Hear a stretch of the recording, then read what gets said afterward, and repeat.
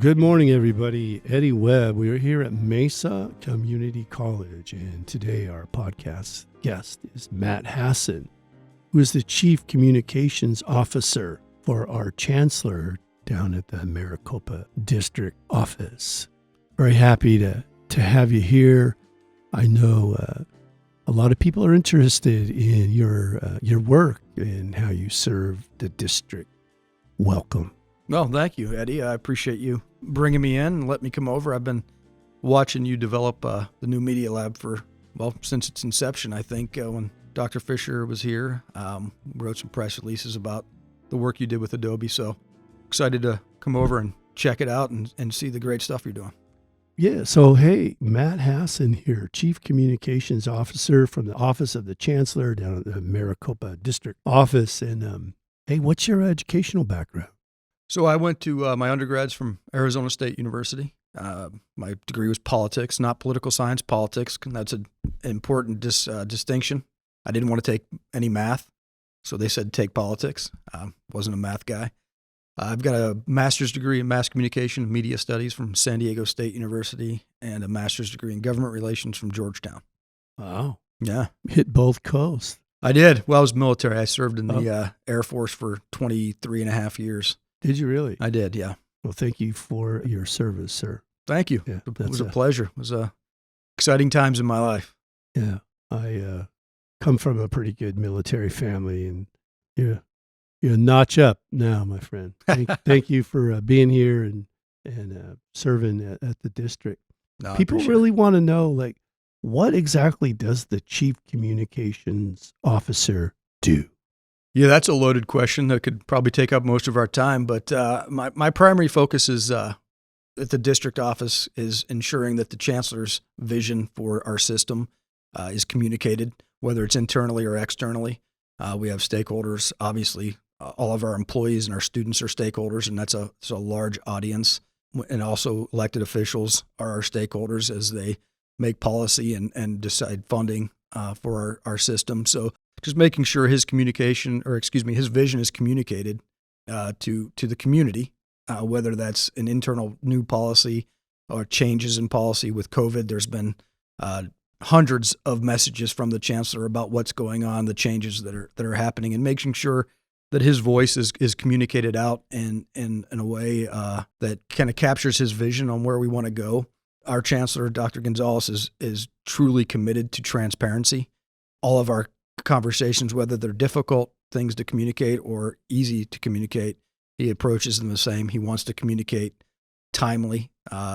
He wants to be engaged with our employees, and he's truly committed to it. I've worked for a lot of people over my 28 years in this profession who will say it, but they don't necessarily mean it. But Dr. Gonzalez does, so that's a big lift for our team to make sure that we're communicating for him. And with all the I say crises, but for me, that's a little different. For all the issues we have as a system, doing that, it's a pretty engaged job, and it takes quite a bit of effort. So we also work with the media.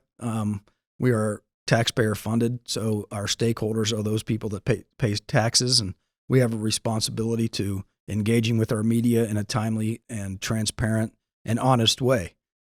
So we spend a lot of time working with the media, sharing the good work that's happening, and when they have questions about things, whether it's good or bad, we have to respond in an honest fashion. The community deserves to know the truth.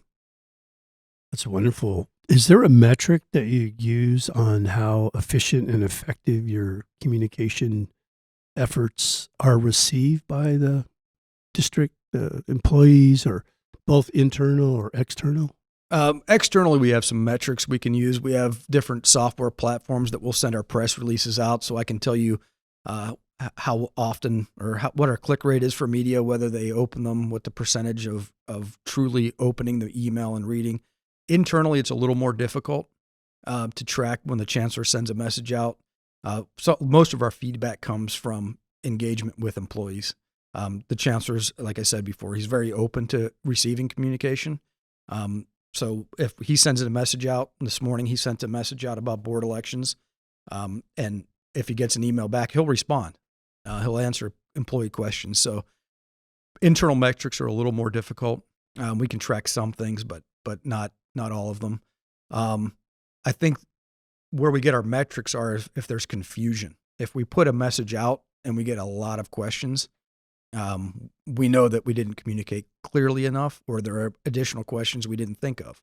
So, and I think there's layers, then that message gets interpreted by the next level of administrators who then send out another communication that Right. gets, interpreted by the next level and by the, and I think there's been so many of them and so, especially, the whole COVID situation.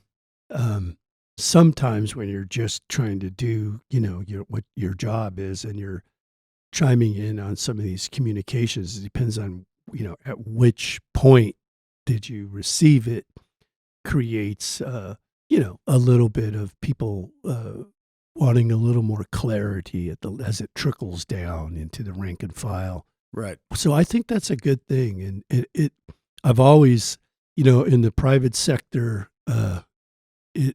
there's a great saying, and I'm like you. I didn't come to teaching till late in life. I owned my own businesses and worked in banking for a while and was a contractor, and didn't actually start teaching till in my 40s. And there was a saying in the private sector, what rolls downhill, right? Yeah. It starts at the top. Yep. And it rolls downhill.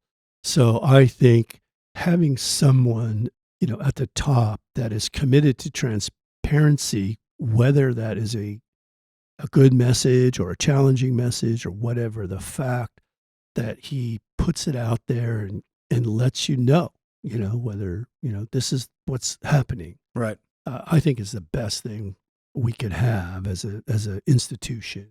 I like the fact that I didn't really spend much time down at the district until, recently, but I really liked the fact that all that sort of high-end security stuff went away and you felt more welcoming. Yeah. When you go down there, it's not like you're behind, like going to see my cousin in county jail, it's like, oh no, we're a public institution and access is, leave your keys in your phone. Yeah. Well, no, I mean, I get the security part of it. I mean, Sure. I think when the chancellor took over, I think that, you could go up and walk in and say hi. Yeah. Whatever, which was a big shift, I thought. No, absolutely. Which was really good. So what is the difference between the managing internal communications with the chancellor and a marketing strategy? I mean, I'm they have to coincide, but what our listeners want to know, what's sort of the difference between those? And think about this as you're answering as a student getting into marketing and communication. Sure. So I sometimes joke, public relations or communications, that aspect is free. Marketing is not free. So you've got to pay for the digital space. You've got to pay for the ad. You got to create an ad. Whereas if I want to communicate with about a new program, like this program, for instance, I put out a press release. This is the program. These are the things you can do with it. If you're interested, go to this website. That's essentially free, other than the human labor that goes into creating and writing it. It's essentially free. But if I want to create an ad that students see, whether it's TikTok, whether it's Snapchat, those ads cost money for me to place. So I think that's probably the most basic difference between the two is how I deliver the message. One will cost me money, the other will not. It goes to the paid, earned, or organic media, that type of engagement. So, but marketing, the marketing focus is on getting students aware of our programs, aware of the opportunity that our community colleges offer them, and driving that interest, sparking an exciting something. I could do that. We tell stories through our students. We like to do that. Dr. Weaver, I believe he was out at Estrella Mountain. He had the EPIC program. And I saw the story. They created this hand for a young boy in their 3D printing lab. Yeah. And they actually created a hand that this young boy who he was born without his right hand. And they created a movable hand so he could pick up and grab objects. And we told that story about that program by talking to the kid talking to the students who created the hand for them. And, community colleges aren't often looked at as having programs like that. If you looked at that story, you'd think that's an ASU research type of program. So if I can tell that story, if my team can tell that story to the community, you might inspire a kid that lives in Levine that thinks, I don't have an opportunity to go to ASU. I can't afford it, or my personal circumstances aren't going to allow me to do that. But they see that incredible program at Estrella Mountain, and they think, I can do that. That's right down the street. It's at a price point that I can navigate. I can still take care of my family, but I can pursue my dreams. That's really an exciting thing that we like to do. We tell our stories through our students. How would I find that story? Where would I find that? So you can go to Estrella Mountain social media platforms, the YouTube pages, go to the district's pages. So they're more sitting somewhere than we're blasting them out because right. It costs money to. No, we do. I mean, we try to turn them into stories with a marketing angle where we'll post it. But we have 10 colleges with incredible programs across the whole valley. So a little more challenging, but the newer programs, they'll get the attention, like the artificial intelligence program that Chandler Gilbert and Estrella just launched. That gets a lot of attention now because it's a new program. As we create these innovative programs, they'll get the limelight for the moment. But they do sit somewhere. The colleges will also market their programs too.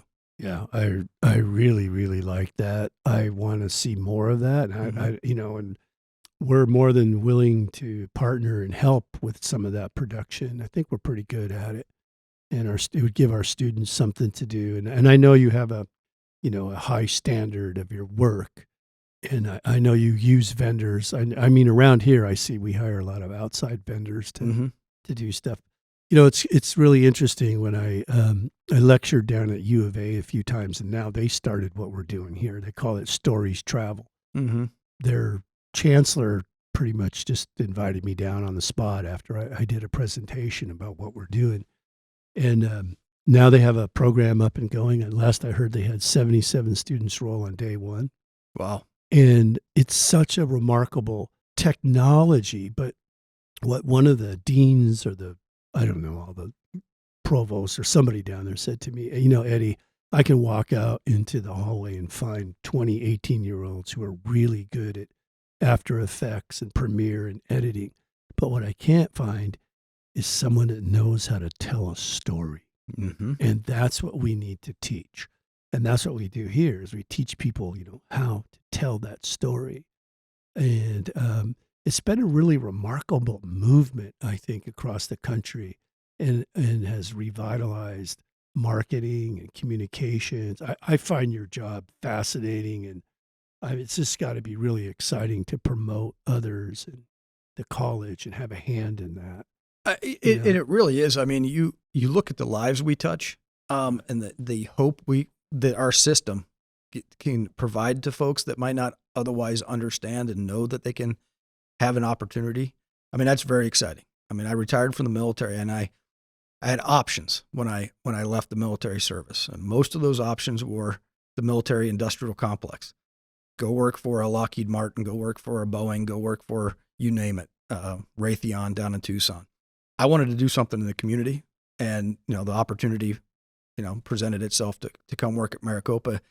And you can see the effect your work has on real human lives. That is extremely exciting. Tell the story sometimes to folks. I used to live next to a Safeway grocery store, and one of the cashiers, I would see her all the time. She was a single mom, and she went to South Mountain Community College. And for whatever reason, her story, I mean, she was working 2 jobs, and she was still persisting at our community college, only taking 1 or 2 classes at a time.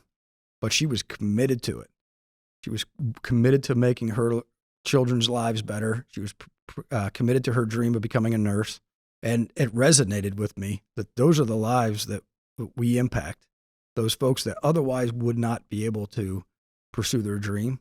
And that's kind of what my motivation is. If we can affect one life, and if for me it's her, with the work we do, that's pretty exciting stuff. It's very, very exciting stuff. When you lay down at night, you can say, I did something today. That's right. And so, Well, this is such an important point and something that needs to consistently be out there in the airwaves is that for me, I think public education in Maricopa Community College and specifically are actually the cornerstone of our democracy. And having, the story that you just told of this woman of having access to elevate their educational life in a way that may impact their employment. I don't know what, you know, I don't know what else we're doing here as a country other than that. But public education, access to the tools you need to be successful in education, I think is what you're saying. That's what we get up in the morning to do, to Yeah. know that we're going to be a part of making our community a better, safer, smarter place to be. There is no, I don't want to use the word noble, but I mean, it is very honorable work that we do in our Absolutely. community. I really think our community out there, I know for sure, because of business backgrounds and relationships that I asked these guys, players in Phoenix, do you want an educated person coming to work for you? They're like, absolutely. They want critical thinkers, people thinking outside the box. And I don't think anybody does it better than Maricopa. You know what I mean? I mean, our faculty, our staff, the fact that I know that Mesa is very inclusive with, whether you're faculty or staff or, whatever your student enrollment, whatever your position is, we were beginning to build more and more ways of putting that voice on the table. Mm-hmm.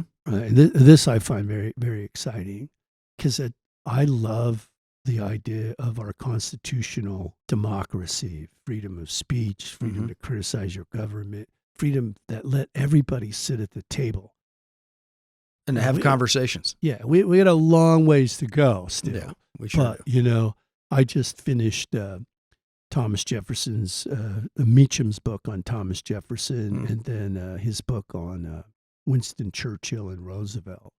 You mentioned the military-industrial complex. And to see the depths of that men and women have sacrificed their lives on the field of battle. Yeah. That you and I can sit here in peace and talk about our government. There's no greater gift. And disagree with it. And not be afraid to walk out of the room. That's right. Isn't that remarkable? It is a special place. Yeah. Yeah. We need to really protect that and promote that. Like I say, I think we're the best. I think Maricopa, I just so dig my colleagues, faculty and students, of course. But it's amazing. So, all right, well, all the good Philly stuff is out of the way. Well, folks. actually, let me just, I could, to hit on the faculty piece, because you're right. I mean, we did some research, I think it was a year and a half ago now, where we were looking at how do we talk about ourselves differently. So we went onto ASU's campus and asked their student, this was right after COVID hit, and a lot of universities were sent home. And we went to ASU's campus, and hopefully they're listening because they know we did this because they weren't overly happy. And we asked their students some questions. We were basically doing a survey because we were going to create some content to push out about us. One of the things that they said about community colleges, had they had to do it over again, they would have rather been taught by somebody with 24 years of experience like you, a business owner, teaching me things in the classroom that I need to know about being a business manager or whatever my classroom is, or a student who just graduated who's 24 years old, because the classes are so massive that you're really just learning regurgitated material. Whereas you, Eddie, can sit in front of a class and say X, Y, and Z, and you have actual tangible experience to share with because you started a business, you ran a business. So the credibility is there. And we use that in our marketing PR campaign. And there may or may not have been a university that was a little bit upset with that. They didn't like us pointing that out. So I think that's a real bonus. In fact, I have a daughter who's on this campus right now. In her first day of class, she left ASU this semester because she wanted to come in and have a smaller class and engage with faculty that did this. She's in the graphic design program, and she wants to work with people that actually did it and started businesses, ran businesses, worked in businesses where they're doing the work, and they can share that real world experience. So I'm not saying anything to upset the universities. This is just what we learned through actual conversations with real people. Well, I think I was having this conversation with my chair yesterday. This is how we take what some people may perceive as a weakness and turn it into our strength. Mm-hmm. Is that we because enrollment is the way it is in terms of our online growing and our face-to-face hanging in there, we should be marketing smaller classrooms, right? Mm-hmm. You have like I have a class now that's one of the smallest I've ever taught, and I can just feel how powerful that class is going to be because I can connect with each and every student, and they can connect with each other, Yep. and we really build a real learning community. And I think we need to really start striking on that point. Yeah. We can take the gloves off with ASU. I mean, the guy's taking over the world. Yeah. I went down to Tempe. It looked like I thought I was in Manhattan for a minute. Yeah. Is it a real estate development company or? Yeah, it looks like that. A global conglomerate. But hey, we're giving something to our citizens here in the state of Arizona that is high quality and ASU should actually be supporting us. They should be our biggest leader and communicator. They shouldn't be, you know what I mean? They shouldn't be competing us in any way. They should be supporting us totally because we are probably one of the biggest transfer. Oh yeah, we have right? Many of their students. The percentage is high. I don't recall it off the top of my head, but very high percentage of their students have taken at least 12 credit hours with us. So we definitely have strong relationships with them. We definitely have the transfer agreements are very strong. I will say real quick that I don't know if you've ever heard it, your faculty. I don't know if it's a joke or, there's a lot of truth to it, but you heard the story about the kid in the English 101 class at a university, 500 students. Professor says, all right, you've got an hour to take this test. If you turn it in on my desk and after 60 minutes, it doesn't count and you failed. So this kid, 65 minutes, walks up to the professor and has his test in his hand. And the professor says, you're too late, you failed. He's got a stack of tests from the other 499 students on his desk. And the student says, do you know who I am? The professor says, no. Dropped his in the middle and put it back down and walked out of the class. He's not going to know who it was, right? Yeah. 500 students versus 25 in yours? Yeah. There's definitely that connection you pointed out. Yeah. And, for me personally, and I think for a lot of people, learning and having that connection where you can ask questions because we don't always understand things. So, yeah. And we have faculty who have mastered this learning community online as well. Yeah. I think we have Laura Ballard over here who is, they gave her a small little office and maybe one other person, and she's built this infrastructure of online that is rivaling, many, many colleges. And that's the kind of people we have working here. Yeah. Hardworking, dedicated people with vision. It's just, making sure everybody is consistent with their opportunity because it takes time. It takes time to build programs and things. We can't do them so quickly. Yeah. I don't know.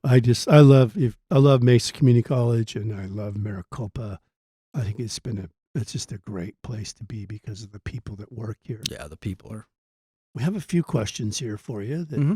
So critical thinking is part of our podcast, and we, again, for our listeners, we have a committee of people that send in questions for our guests.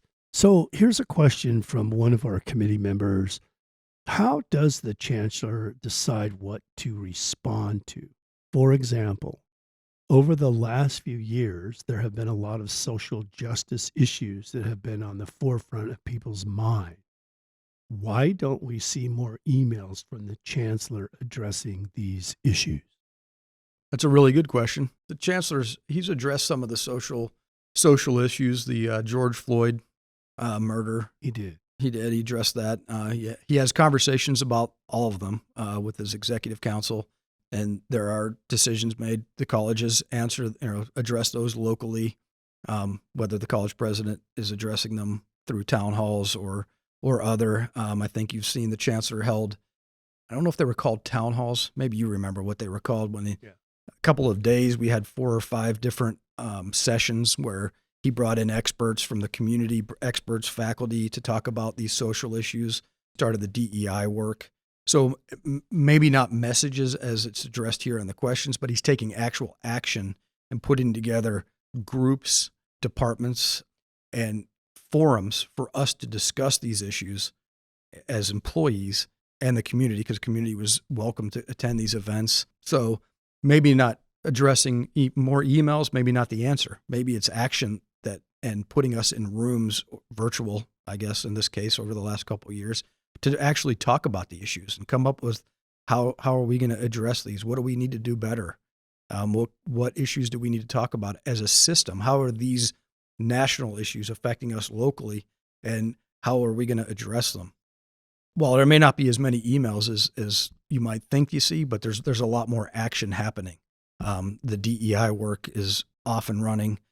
Dr. Ganther, has moved on to another opportunity back east, she started that, and that program's still going. That department's still putting together the infrastructure and platform to be a true department to work on these issues. So I think there's a lot of action happening. To me, this is what real leadership is. Real leadership creates the opportunities for other people to be successful. Mm-hmm. And that's one of the frustrations I've had with the administration, with the interim and people coming and people going, is that it starts to become about that person, and that, where the leadership person, all right, so they got the title and they get the big check, good for you, right? Now make other people successful. Mm-hmm. If you read profiles and courage, one of the things that Kennedy says is that he realized, he was taught early on, to be successful, you have to make the people around you successful. Yeah. Right. That's a real leader to me. Yeah. Yeah. Yeah. And our chancellor, what effect does an email have? Certainly, hey, this issue happened. It's horrifying. And I'm talking about George Floyd. Right. But taking action a step further, putting together forums for conversations to happen, I think there's true value there. Because an email, at the end of the day, it's sent and it's done. Right.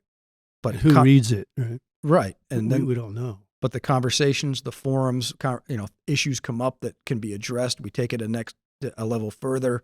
I think that there's true value in doing, and his approach to that is, I think, it's been well received, and I think it's been successful in starting the winds of change within our own organization. And he's been very consistent, and I know a lot of us appreciate that he's very consistent and measured in what he's doing. Is he still considered an interim chancellor, or wasn't he offered a 3-year contract? He's legitimately our chancellor now, or is it still interim? He's still interim chancellor. So when he took the position, I believe it was a 5 month. He was expected to be there because we were in the middle, quote unquote. We were started the search for a new chancellor with the expectation that they'd be in the seat by July 1st. Well, then COVID happened and some other things happened, and they extended his contract. He'll be interim for the additional 2 years. So still interim. That's great. If you read some of his messages, or I'm sure you've talked to him, I think he's been here before. His advice to anybody that takes an interim role is act like it's my permanent job. And he's done that. That's the advice he gives others. So he said, I'm going to do that. So this is his job. He's the chancellor, and he goes about his day like that. Yeah, that's a good one most of the time. It's a little unnerving to see interim people making too big of decisions. Sometimes I think in his role he doesn't really have another choice. He's got to lead. There's a lot of change. COVID put us in a position where if we waited to change, we'd be in real trouble. That's right. So no, he's like I say, he's creating those opportunities for people to be successful. And as they say, the quarterback can't throw the ball and catch it. Right? He's got to. Yep. It's a team effort, and so we'll help him with those issues. Hey, we're experiencing apparently decline enrollment across the district. How is your office getting the message out to the committee that we are open for business? So I'm glad you're asking about enrollment, because this is a national issue. This isn't a local issue. This is something we focus on daily. I'm sure every employee of the system focuses on daily, but my team in particular, enrollment's down, and the marketing arm of that's what we're about. It's bringing leads to the front door that we can matriculate into students, right? So this is on the top of our to-do list every day. Let's discuss this. How can we do better? All the way down to A/B testing ads. Okay, what ad works better? What ad gets more reaction? But this is a national issue. You look at a lot of different factors across the country, whether it's Google saying we don't care if you have a 4-year degree anymore, just prove that you can do X, Y, or Z. And you can do that by jumping on YouTube or any of these other platforms and learning getting a certificate and saying, look, I can do this. The pandemic has also changed how people spend money, right? Particularly our students. Our students are working jobs. They need to be paying their bills, right? So pandemic has really changed that. A lot of folks lost their jobs. Their families lost jobs. So they've had to kind of rethink, okay, what am I going to spend my time and money on? And in our case, it's both, right? Coming to college, whether it's us or a university, it's both time and money. So there's some rethinking how they get back into the workforce. Do I work 2 jobs, put away some money in case the next variant comes out and has us shut down again? So a lot of people are rethinking. We also have students that I'm not real comfortable online. Whether they're not comfortable online, they don't have access to internet technology, which is the digital divide is a huge issue in our community.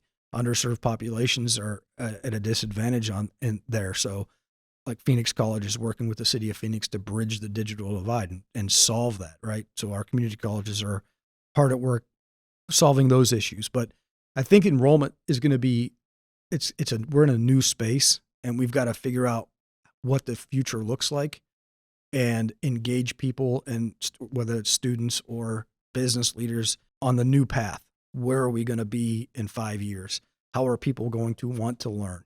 Taking classes instead of 16-week classes through a full semester, offering shorter course offerings instead of 16 weeks, 8 weeks, or 6 weeks, whatever it is our faculty determine as the best modality or delivery. We got to just rethink that and survey students, which we do all the time. We constantly are asking students, okay, you didn't come back this semester. Why? Tell us why. A lot of cases, it's personal. It's finances. It's I've got a sick family member I've got to take care of. So this question is top of mind for everybody every day. We're always looking to solve it. And if we could solve it, I think we'd help the entire country, because it's going to be an ongoing issue. And the landscape of work has changed, right? So the future doesn't look the same now. Well, it's very important that people do understand all these variables, and our, so to speak, traditional student right now, they do. I mean, it is a wise choice sometimes to choose employment over going to school during this pandemic, because there are so many opportunities for employment. And traditionally, a community college, when the economy is low or struggling, people go back to school. Mm-hmm. And when the economy's doing well, people go engage in the economy. And that's sort of our populace. Those are our traditional students. So we just have to be patient. And it's, we have a lot of very smart folks working on these variables. And, Yep. And I like the idea that, like when I first came here, I just didn't understand the footsie model, where the conversation was from semester to semester. Like, you can't run a business every 6 weeks. You have money now, but next time we don't know. It just doesn't work. Like, you need a 5-10 year vision. That's why people pay taxes, and to us is to stabilize, our economic package. And I think looking at things in a longer period of time and how to fund them will benefit us in the long run. Couple more questions for you. I know you got to get going. So we're taking in a whole bunch of money from federal grants, that the pandemic money and all of that. Her funds, yep. Yeah. And then we have HSI money that's rolling into our campuses, Hispanic Serving Institution. How are you bridging those funds? Because people I know that I work with always want me to stress that these funds are not just for Hispanic students, but for the college and everyone that attends, right? That's what the money is for, is to improve the entire institution. How are you all reaching out to the Latino community and leaders around our college and the use of these funds? This community is critical. I mean, 56% of our Maricopa population speaks Spanish, Hispanic background, critical community to us as the system. The funds you're talking about, I can't speak too detailed about it, but we can't use those funds for marketing, unfortunately. There's actually a stipulation in there on those funds that what they can and can't be used, and unfortunately, marketing is one. But I will tell you that we make great strides, great efforts to communicate with our Hispanic population to where we're even translating our marketing, our press releases into Spanish. We work with Univision, Telemundo. In fact, one of my best educations was from Univision 4 years ago. I sat down with them because we wanted to, how do we engage that population? So they presented us with an opportunity to sponsor their social media room. Now, it was obviously a benefit. They made some marketing dollars, but for us, they presented us and they gave us a lot of data on how those communities receive, where they go for their information, the important sectors within their population that we should engage with because they have influence. Grandparents in the family are hugely important and have a lot of sway or influence over the younger population, where they get their information. It's cell phones. It was a critical piece of information. So we use that information to make sure we're feeding ads and information to where those communities can get the information. So there's a great deal of emphasis and effort put into this area in reaching out to all of our populations, to include our Native American populations, who we engage with through our different offices. We have the ACE folks that we engage with quite a bit and find out, hey, how can we be doing better? I know you probably know Deanna Villanueva Saucedo. She's our community engagement leader at the district office. One of my favorite people out there. She's just an incredibly engaging human being and very, very intelligent. She knows the community. She works with a lot of our Hispanic organizations across the valley, and she plugs us in and does the handoff. Hey, you might be able to work with these folks on an effort. So we did a Facebook Live, I wouldn't say event because it was across all of our campuses, a Facebook Live campaign with Chicanos por la Causa. Awesome event, all in Spanish. They went to different programs. The one I remember most was the automotive program. Very engaging. Talked about what programs we offer across the three colleges that offer automotive programs, and really engage those audience and leverage their reach about our programs. Great partnership. So we look for every opportunity to engage all of our populations. Yeah. Yeah, I think you guys are doing a good job. And again, it's that sort of raising the consciousness that takes time, and building those relationships.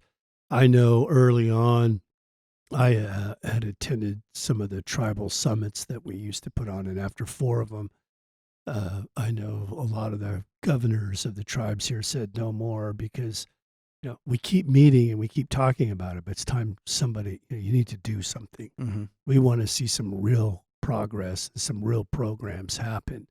I think, they've built that really beautiful cultural center over there at Scottsdale Community College. I don't know if you've been over there. Yeah, I actually got to go to the dedication ceremony. Oh, yeah. Unbelievable event. And the building's just beautiful, but it was a really awesome experience out there. Yeah, and I think, again, it's about creating opportunities for people and making sure that the leaders understand who the real leaders are, giving those people the resources, the tools, and the opportunity to create and innovate things that will benefit our community.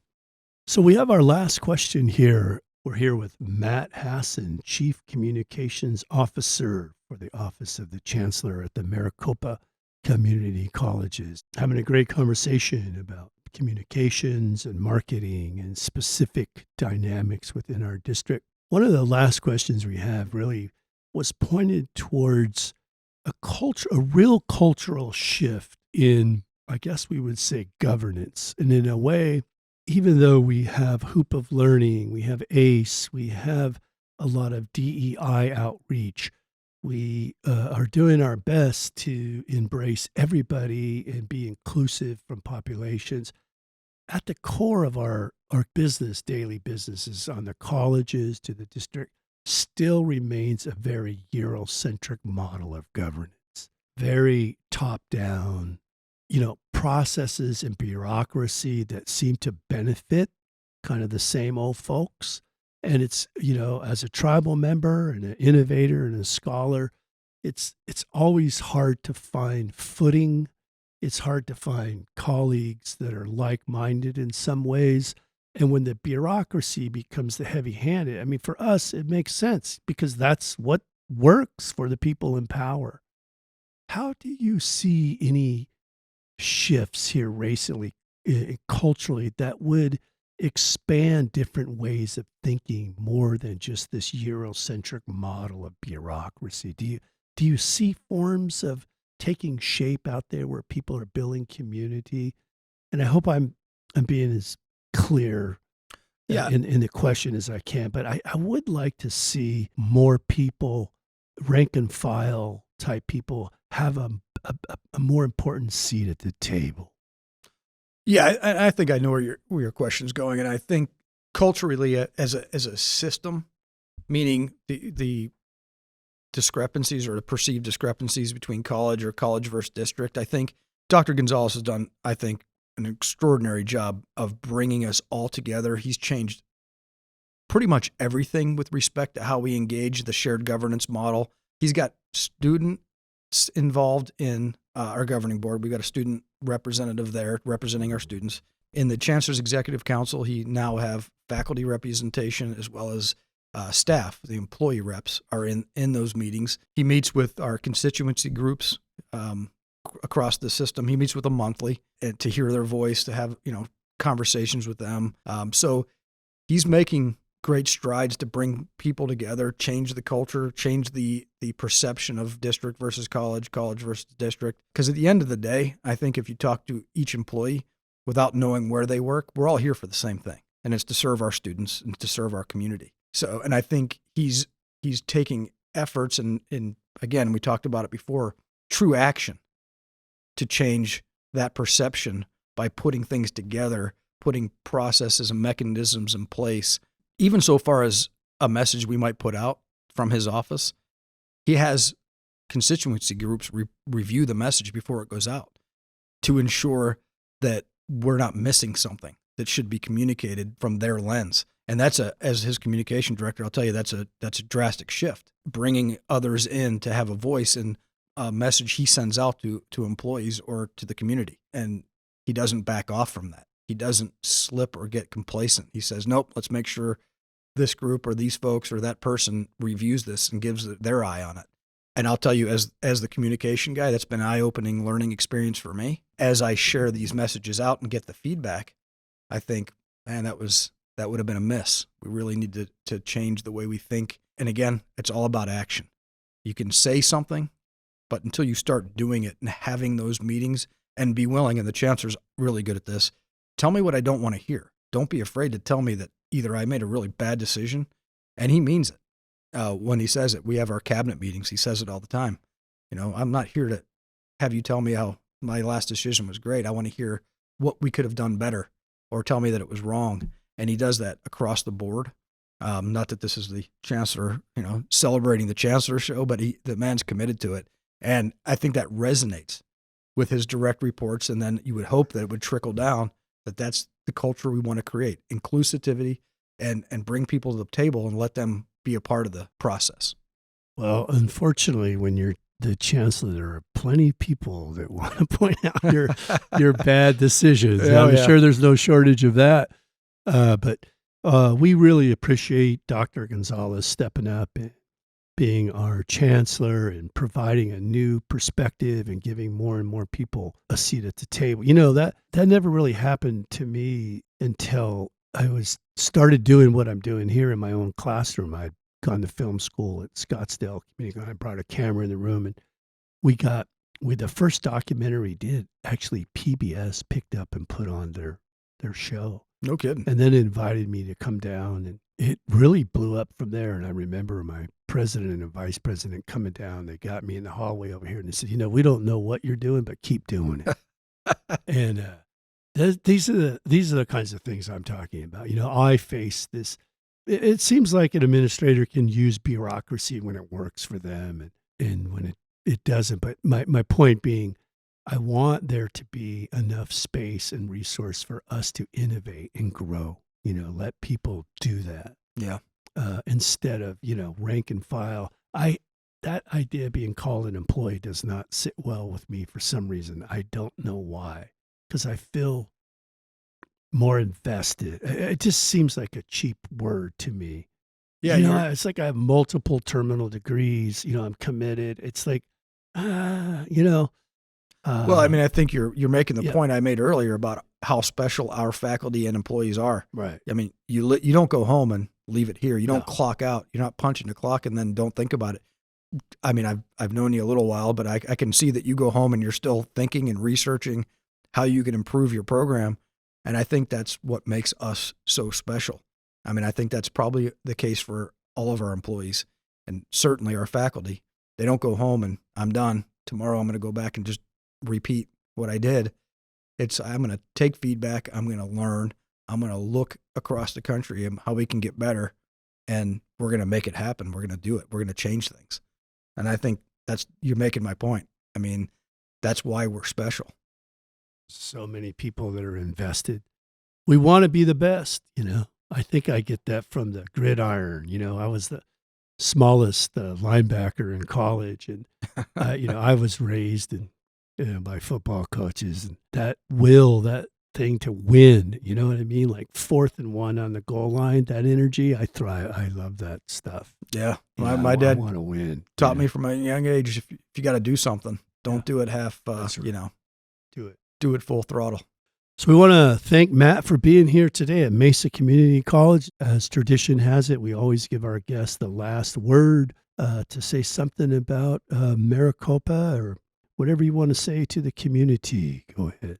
Well, I want to thank you, your team, for letting me come in. Like I said, I've been watching this grow from its inception, and what you've done is remarkable. And we've got to get the word out. We've got to tell the community about programs like yours. When people can see it and live it, and walking on campus today, it's remarkable seeing students back. The hallways, if you will, are packed. It's exciting. But I appreciate you bringing us in. This is an awesome experience, and we look forward to partnering with you moving forward. I think you nailed it. We've got internal expertise that we need to leverage to tell our story, and who better than the guy that's teaching our students how to tell stories than you to make that partnership. So we appreciate it. We look forward to moving forward with something. Thank you. We appreciate that. In my dad's language, they say "Dona do gohan e awatan," means we'll see you again, and everybody take care of each other out there because we are all we have. See you next time.